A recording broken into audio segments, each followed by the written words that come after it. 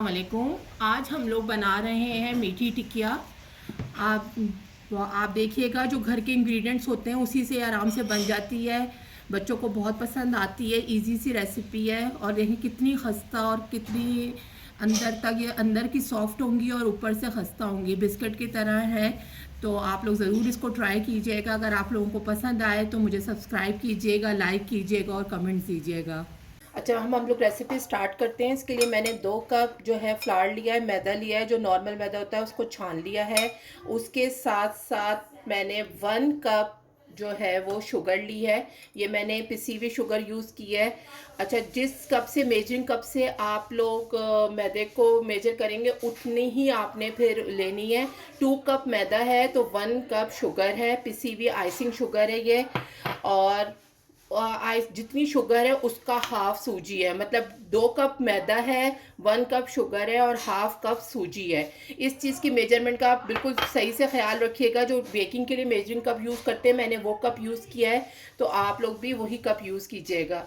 उसके बाद मैंने हाफ कप जो है वो जो कोकोनट होता है पाउडर फॉर्म में वो यूज़ किया है। थोड़े से इलायची के दाने हैं। 1/4 कप मैंने तिल यूज़ किया है, वाइट तिल। बहुत अच्छा लगता है ये टेस्ट में, तो इसको इसलिए ज़रूर इसको यूज़ कीजिएगा। उसके बाद मैंने 1/4 कप जो है वो घी यूज़ किया है। तो मेजरमेंट आप इतनी ही रखेंगे तो इंशाल्लाह ताला बिल्कुल एग्जैक्ट बनेंगी। उसके साथ साथ हाफ कप मैंने मिल्क यूज़ किया है। सबसे पहला जो स्टेप है वो जो ये हमारी सूजी है उसको दूध में सोक कर देंगे। जितना दूध है उसमें सोक कर देंगे इसको दूध के अंदर, और इसको मिक्स कर लेंगे अच्छी तरीके से। इसको और मिक्स करके इसको 5 मिनट्स के लिए हम छोड़ देंगे। ये आसान सी रेसिपी है, जो घर में इंग्रेडिएंट्स होते हैं उसी से आप आराम से बना सकते हैं। अब इसके अंदर मैं शुगर ऐड करूँगी। उसके बाद ये कोकोनट और जो इलायची के दाने ये ऐड करूँगी। तिल ऐड करूँगी, मैं थोड़े से तिल रोक रही हूँ। उसके बाद जो ये घी है वो मैं पूरा इसके अंदर ऐड कर दूँगी।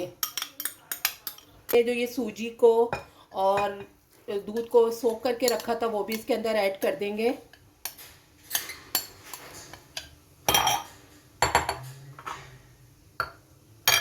आप अच्छी तरह अपने हाथ वॉश करने के बाद इसको अब हमने गूंदना है।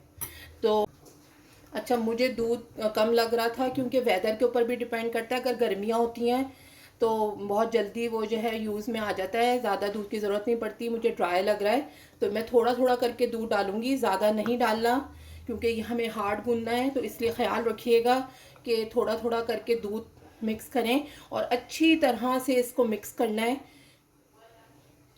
मसल मसल के आपने इसको मिक्स करके रखना है। थोड़ा सा दूध और, ये मैंने हार्ड गूंदा है देखें, और 10 मिनट्स तकरीबन इसको मैंने गूंदती रही हूँ। और तकरीबन 2 to 3 टेबल स्पून दूध और इसके अंदर गया है।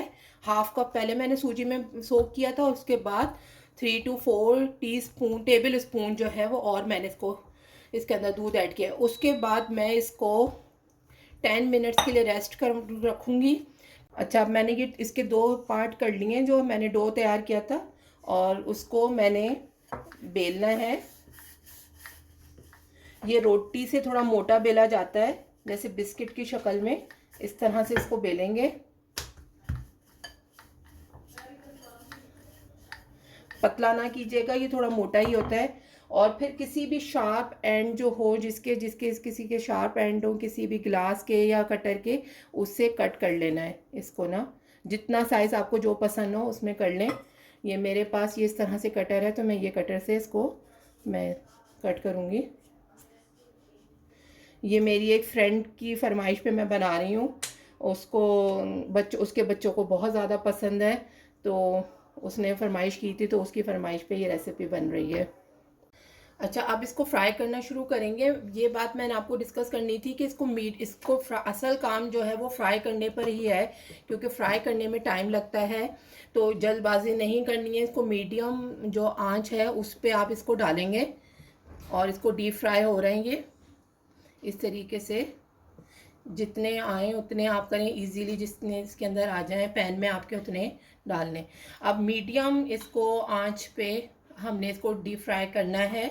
दोनों तरफ से अच्छी तरीके से ये क्रिस्पी हो जाएंगे, खुद भी आपको कलर पता चल जाएगा, मैं फिर आपको दिखाती भी रहती हूँ।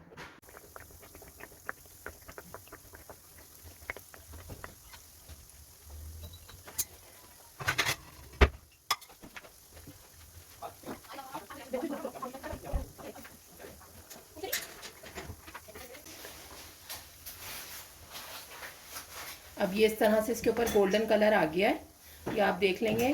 तो अब इसको मैं निकाल लूँगी। अच्छा, निकालने के बाद भी ये जब ऑयल होता है तो हल्के हल्के से इस पे कलर आता ही रहता है, फ्राई होते रहते हैं, तो इस वाले कलर में इसको बाहर निकाल लें। ये परफेक्ट है बिल्कुल। अभी ये सॉफ्ट होंगे, थोड़ी देर में जितना ये ठंडे होते जाएंगे तो ये बिस्किट की तरह से हार्ड हो जाएंगे। माशाल्लाह से मीठी टिक्कियाँ तैयार हैं। आप लोग अपना फ़ीडबैक दीजिएगा, मुझे लाइक और सब्सक्राइब कीजिएगा। शुक्रिया।